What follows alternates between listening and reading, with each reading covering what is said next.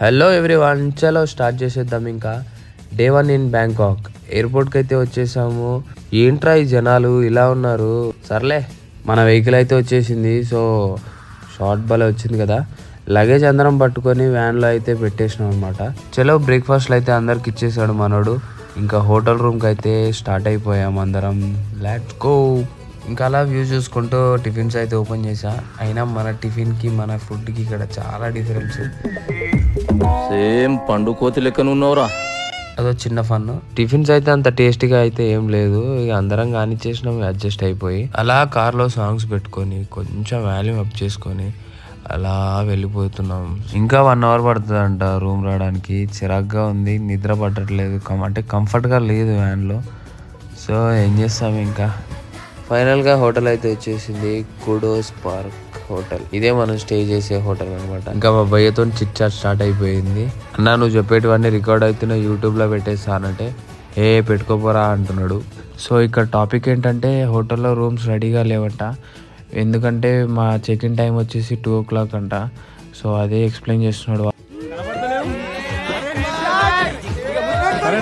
ఇంకా భయ ఆకలికి ఆగలేక కోకోనట్ కొనుక్కున్నాడు. ఎప్పుడు తినని కొబ్బరి కూడా తింటున్నాడు భయ్య.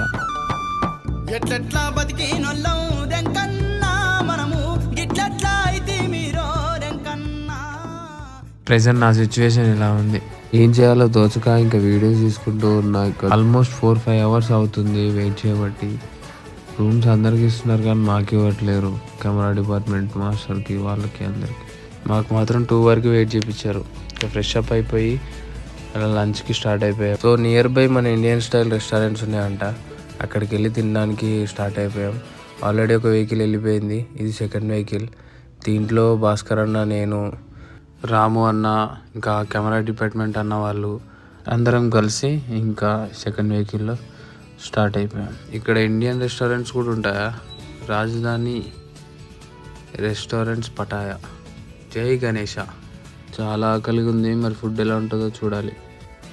రాగానే ఎదురుగానే కూర్చున్నారు.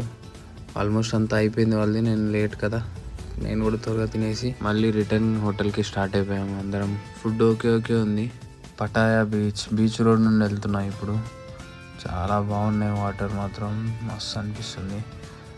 వచ్చినప్పుడు వేరే రూట్, ఇప్పుడు వేరే రూట్ అనమాట. And walking street.